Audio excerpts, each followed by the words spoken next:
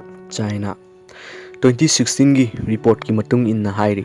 China दा यामलबा 87,000 की मथक्ता दाम साखी करीगिदमक असुक यामलबा दाम से China सारिबनो खन्नबा याय मदुदी इसिंग असिना खुलाय अमा ओइरिबरा करीगिदमकता खन्नबा याय हाइरिबनो ओइथोकपा याबा मरमसिंग असे खंगमिनसी 2013 की मतमदा यांगजी रिवर हाइरिबा तुरेल अमदी महाकी मरिल असिदा China ना दाम चामगी मथक्ता हेन्ना तोंगान तोंगानबा मोंगदा तोंगान तोंगानबा मफमसिंगदा सारमी मसी करीगिदमक्तनो करीगी ओइबा याय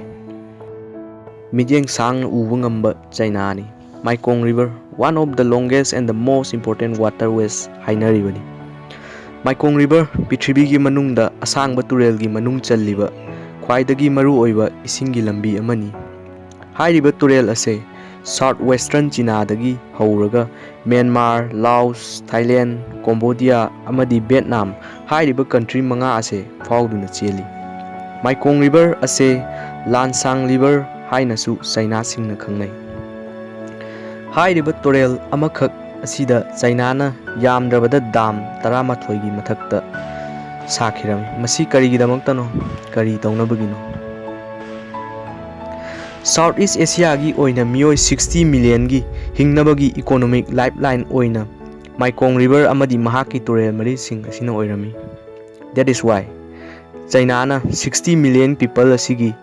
कंट्रोल तौदुना China ना तौरमी मसी China की मखुत्ता लैरी हाइबे याय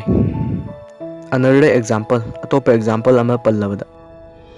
ब्रह्मपुत्र रिवर दसु तिबेट की मफम अमदा China ना Jiangmu Dam असे सारमी हाइरिबा दाम असे 2015 दगी ऑपर्चुनलाइज तौबा हौकी तुरेल असिदा अतोपा दाम अहुम अमसु सारमी ब्रह्मपुत्र रिवर असे तिबेट तगी हौरकलगा अरुणाचल प्रदेश फाउदुना चेलगा बे ऑफ बेंगल दा ताखी हाइरिबा मफम सिंग असिसु China की दाम सिंग असिगी मखुत्ता लै हाइबा याय China ना मतौ करमना इसिंग असिबु खुलाई ओइना सिजिन्नबगी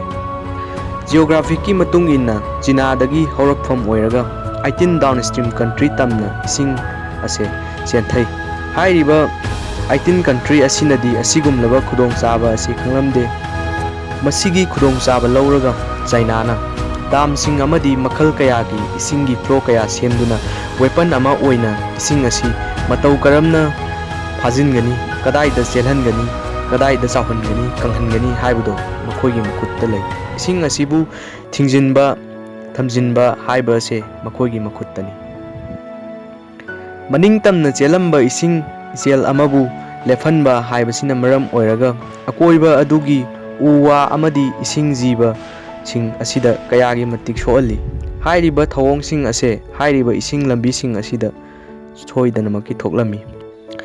हौखिबा ममांगी चहीदा Mekong River असे इकंग थोकलमी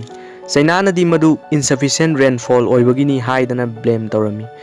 मसिना मरम ओइरगा थाईलैंड की सुगर पुथोकपगी हिरम असिदा डाउन चटकी थाईलैंड असे वालगी ओइनदी चीनी की अचौबा पुथोकफम मफम अमनी वियतनाम दसु चेंग पुथोकपा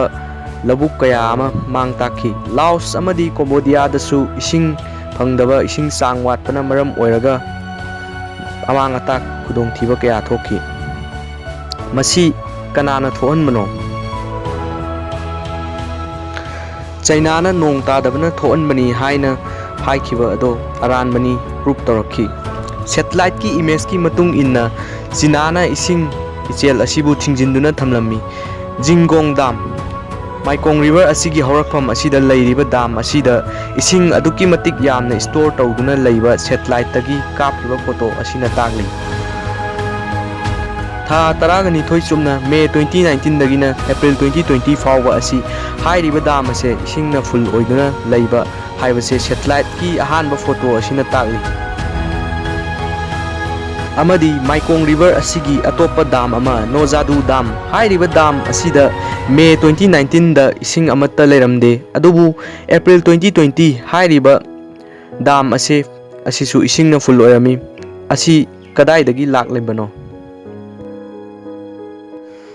अदुना हौजिक्ति कंक्लूजन दा लाक्लसी हाइरिबसिंग असि खन्नबदा करिगी मरु ओइरिबनो एशिया कंटिनेंट असी driest continent in the world हाइना खंगनरिबनी मरम असिना इसिंग असिना ख्वाइदगी लूरिबा ख्वाइदगी मरु ओइरिबा रिसर्च अमा ओइरिबनी ओइरगदबनी जर्नलिस्ट स्टेफेन सोलमोन हाई 21st सेंचुरी की वार असिदी इसिंगना ओइरगनी पृथ्वी पुंबा सरुक यारगनी अदुबु चाइनादी ready for the water war. Thank you.